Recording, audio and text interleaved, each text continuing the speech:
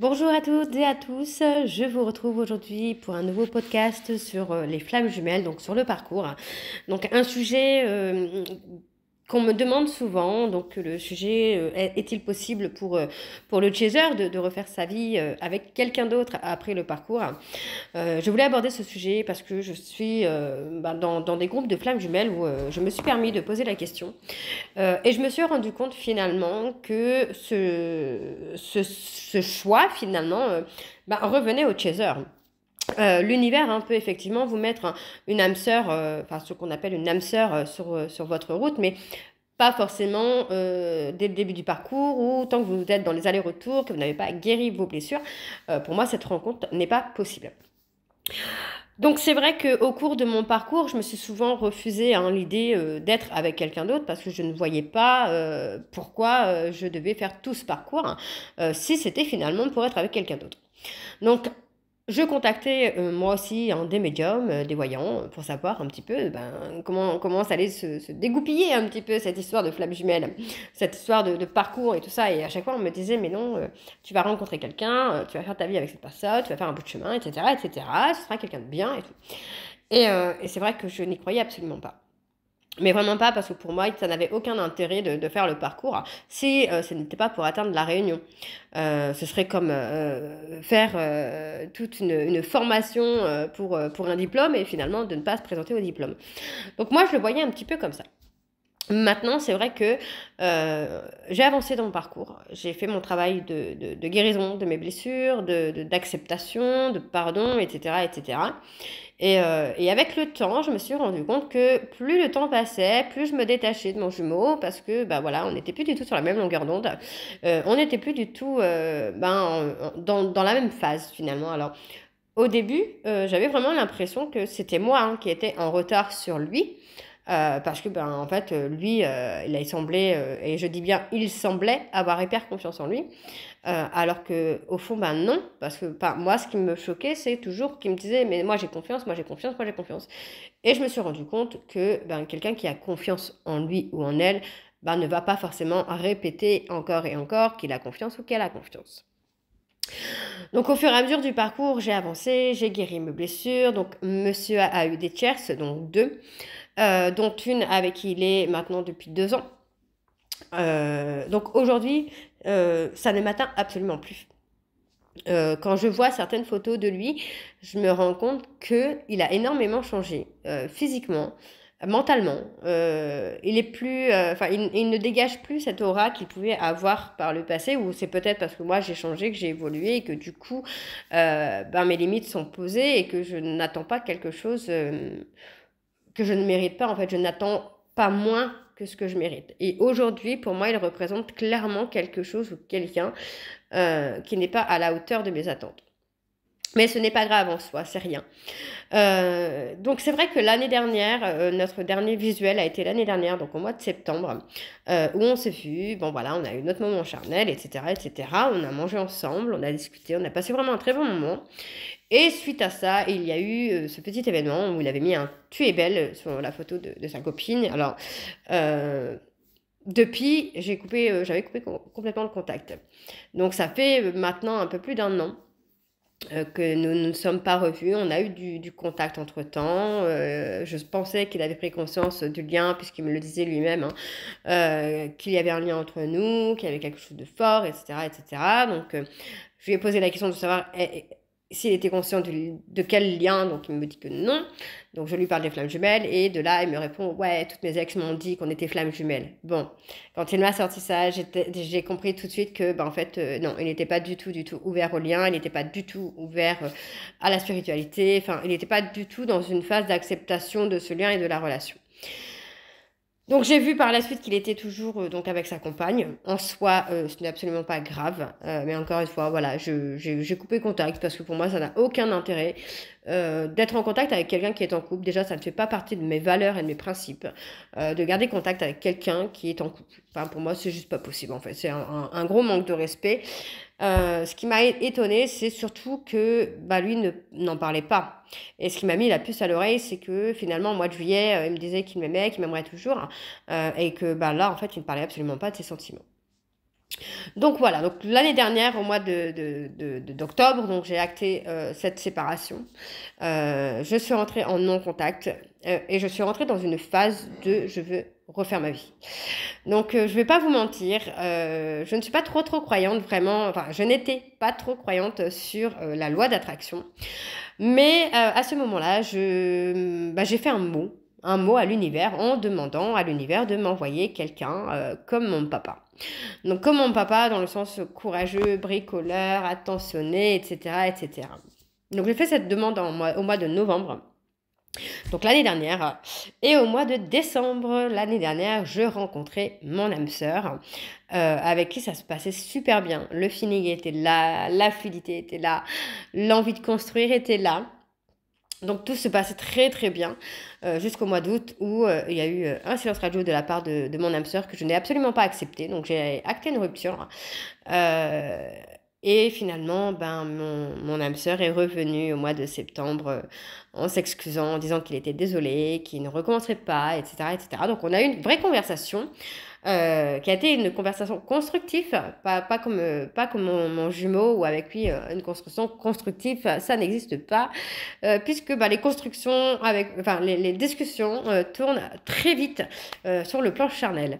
Donc du coup, c'est assez, finalement, c'est assez superficiel. Donc, finalement, avec mon âme sœur, nous avons une vraie communication constructive où, voilà, je lui ai dit clairement que, ok, j'étais ok pour lui donner une chance parce que voilà, il y a des sentiments, les sentiments étaient là, en sachant que avant le mois d'août, il y avait un certain attachement, mais ce n'était pas mon jumeau. Et finalement, ce qui s'est passé là sur le mois d'octobre, a permis un gros déblocage au niveau sentimental. Je le sens. Je sens que j'ai vraiment une ouverture du cœur avec mon jumeau, puisque voilà, j'ai accepté que mon jumeau soit en couple, qu'il refasse sa vie, que ce ne soit pas avec moi. Et ce n'est pas grave, c'est ok.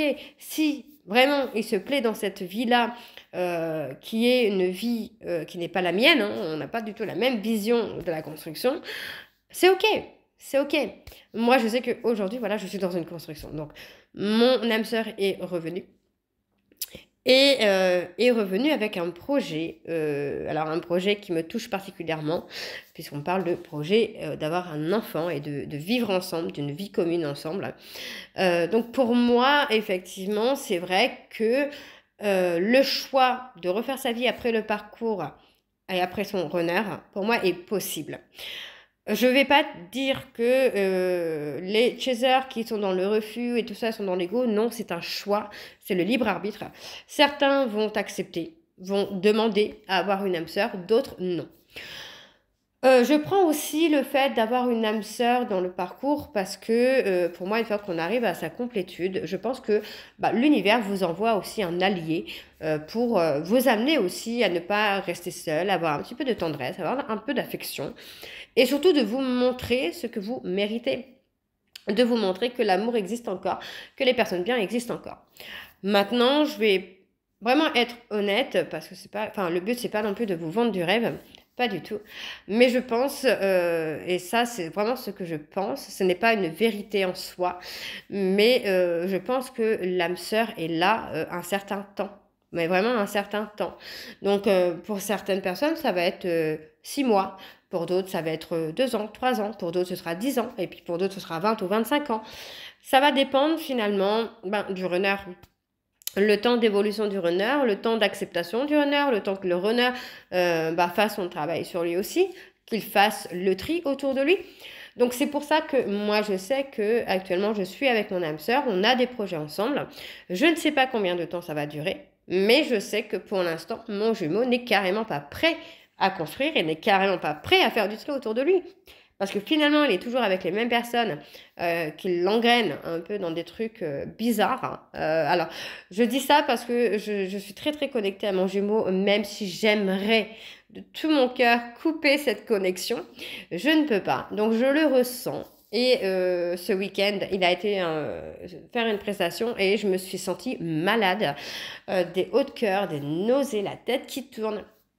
Et je pense qu'il avait certainement bu, voire fumé, voire plus, je ne sais pas. Mais voilà, il était dans un état second que moi, je ressentais. Donc il n'était pas du tout, mais alors pas du tout, dans quelque chose de sain pour construire une relation. Donc pour moi, il est tout à fait possible de refaire sa vie un certain temps, dans un temps euh, comment je vais dire ça, dans un temps que l'univers a décidé, et en même temps dans un temps que vous aurez choisi également, puisque bah, il est possible que bah, vous choisissiez finalement de rester avec votre âme sœur plutôt que d'avec votre renard, ce qui en soi n'annule absolument pas la réunion, mais la retarde. Donc pour moi, voilà, pour moi, je vois beaucoup de personnes qui disent oui, non, mais si tu refais ta vie, si tu as quelqu'un, c'est parce que tu n'es pas flamme jumelle. Moi, je suis pas vraiment d'accord avec ça, parce que je pense que quand on a fait vraiment un travail sur soi, qu'on a repris confiance en soi, on ne doit plus rien au runner finalement, et on ne doit jamais rien au runner. Mais dans un premier temps, c'est vrai que bah, on ne veut pas faire sa vie parce qu'on a peur de perdre l'autre. Euh, je pense qu'une fois on a travaillé ses blessures, on n'a plus peur de perdre l'autre, donc on n'a plus peur de refaire sa vie. On n'a plus peur de rencontrer quelqu'un et de trouver l'amour. Donc pour moi, je suis pas totalement d'accord avec le fait de, bah, si tu rencontres quelqu'un, c'est parce que tu n'es pas flamme jumelle. Non, non, c'est si tu rencontres quelqu'un, c'est parce que ce quelqu'un était là dans ton parcours, était prévu dans ton parcours pour te permettre d'avancer, pour te permettre d'avoir un peu de douceur, pour que cette personne soit ton allié. Donc moi, je suis actuellement, je vais pas mentir, je suis très heureuse avec mon âme sœur, parce que finalement, en fait, tous les projets que j'avais avec mon jumeau, ben, mon âme sœur est prêt à les faire avec moi. Donc pour moi, moi j'ai envie de construire, j'ai envie d'évoluer, j'ai envie d'avancer. Et mon renard, lui, il est complètement enfermé dans son monde de bisounours, dans son monde de Peter Pan, à s'éclater et tout ça. Donc on n'est pas du tout en phase, mais pas du tout.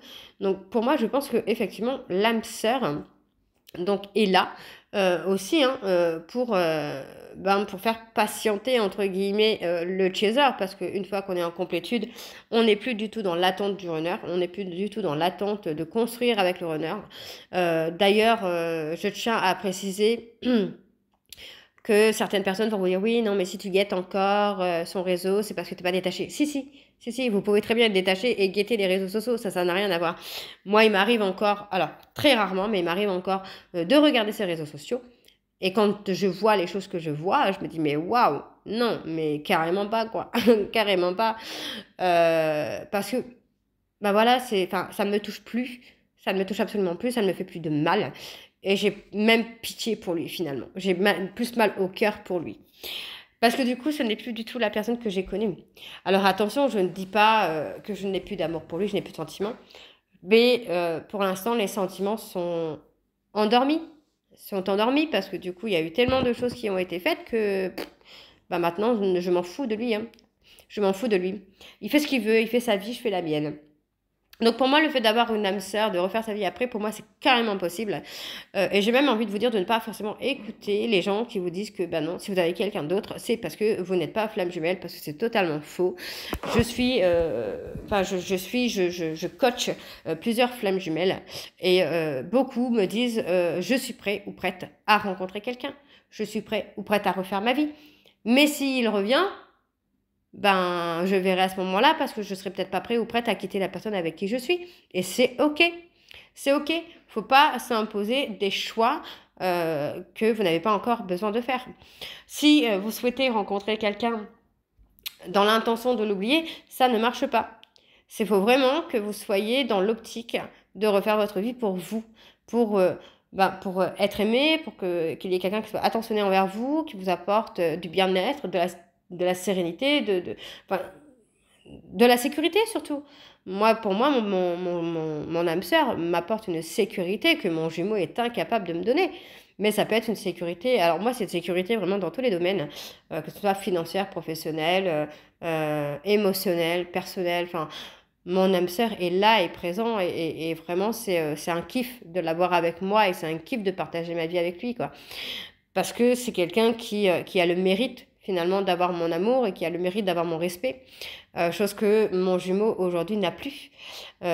Cette bienveillance, je l'ai toujours envers lui, je l'aurai toujours, mais je n'ai plus cette envie, ce besoin de vivre avec lui, d'avoir des enfants avec lui en fait. Hein. Donc c'est vrai que pendant le parcours, votre vision des choses va changer tout le temps, en fait. Tout le temps va changer. Même si quand vous allez rencontrer quelqu'un, vous pouvez avoir des périodes où vous allez être sûre et certaine que vous voulez refaire votre vie. Et puis finalement, il y a des périodes où vous allez dire, mais est-ce que je fais pas une bêtise? Est-ce que je fais pas le mauvais choix? Bah, c'est normal. C'est normal et c'est ok. C'est ok d'avoir des doutes. C'est ok de pas être sûr de soi. C'est ok de vouloir refaire sa vie. C'est ok de se poser mille et une questions. Moi, je sais qu'avec mon âme sœur, par exemple, ben, le trauma de trahison était toujours là. Était toujours là. Et quand il m'a fait son silence radio, j'ai pas accepté parce que je me suis dit, mais en fait, il se fout de ma gueule. Il est avec une autre. Il est en train de faire ses trucs avec une autre et il se fout de ma gueule, en fait. Et pas du tout. Pas du tout. Quand on a eu notre conversation constructive, hein, il m'a expliqué le pourquoi il a été en silence radio et il m'a expliqué que non, jamais de la vie, jamais de la vie sera avec quelqu'un d'autre, quoi. Et on discutait de notre rencontre et il me disait, mais en fait, quand j'ai vu que tu m'avais écrit sur l'application de rencontre, il m'a dit, j'ai cru que c'était un fake. Il m'a dit, j'ai cru que c'était un faux compte. Ben, je lui ai dit pourquoi. Il m'a dit, mais bah, t'as vu tes photos? Je lui ai dit, bah, non, mais c'était des photos normales en fait. Je suis normale, moi. Et il me dit, mais il me dit pas du tout. Mais il me dit pas du tout. Mais il me dit, tu te rends même pas compte. Mais je me rends compte de quoi? Mais il me dit, toi et moi, mais il dit physiquement, en gros, ça collait pas. Mais enfin, je voyais pas pourquoi en fait. Moi, comme je l'ai dit, c'est pas ton physique qui m'a intéressé, c'est vraiment la personne que tu es intérieurement. Et c'est vrai que intérieurement, c'est vraiment la personne que j'attendais, quoi.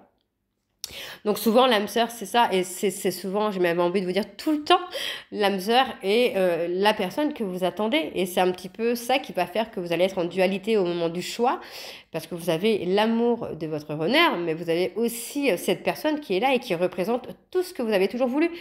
Donc pour moi, non, le côté de rencontrer quelqu'un ne veut pas dire que vous n'êtes pas flamme jumelle.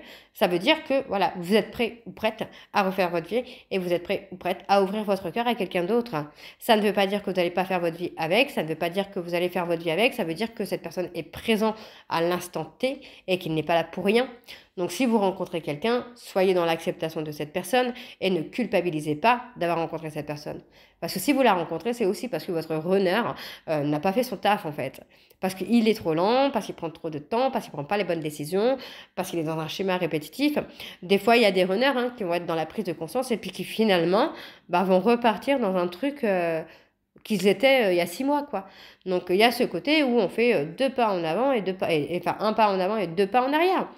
Et ça, c'est des choses que vous ne voulez plus parce qu'une fois que vous avez atteint les paliers que vous avez passés, vous ne pouvez plus revenir en arrière. Vous ne pouvez plus finalement revenir au niveau de votre jumeau. Ce n'est pas possible.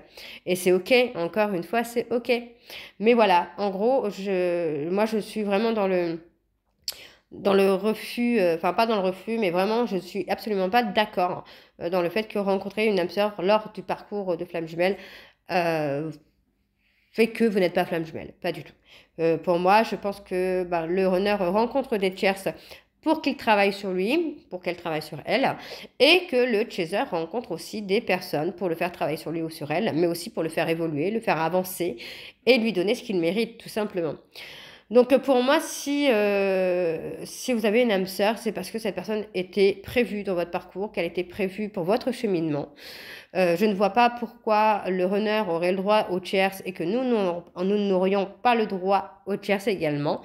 La différence, c'est que le runner rencontre des tierces toxiques alors que nous, on va rencontrer des personnes bienveillantes, aimantes, respectueuses, bienveillantes avec nous. Et il faut en profiter, il faut prendre ce qu'il y a à prendre dans ce parcours parce que les choses ne sont pas là pour rien. Les personnes que vous allez rencontrer ne sont pas là pour rien.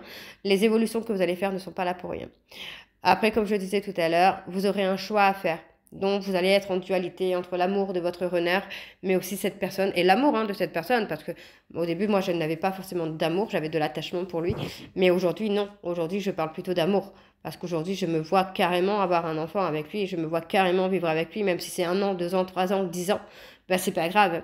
Parce que si j'en suis là, c'est parce que mon runner n'est pas prêt. Et c'est pas grave non plus. C'est OK qu'il n'ait pas avancé aussi vite que moi. C'est OK qu'il soit encore dans un schéma répétitif. C'est OK qu'il soit encore dans des toxicités. Il n'y a pas de problème. Moi, j'accepte. Mais voilà, il faut qu'il accepte aussi que je refasse ma vie. Et il faut que vous acceptiez aussi, vous, de rencontrer cette personne qui ne sera pas là pour vous faire du mal, en tout cas. Donc voilà, j'espère que ce podcast vous plaira, vous parlera et vous aidera également, vous éclaircira. Si vous souhaitez avoir un coaching avec moi, n'hésitez pas, je vous mets le lien en barre d'infos. Et je vous retrouve très bientôt pour un nouveau podcast sur un autre sujet des flammes jumelles. Je vous embrasse, je vous dis à très bientôt et prenez soin de vous. Bisous.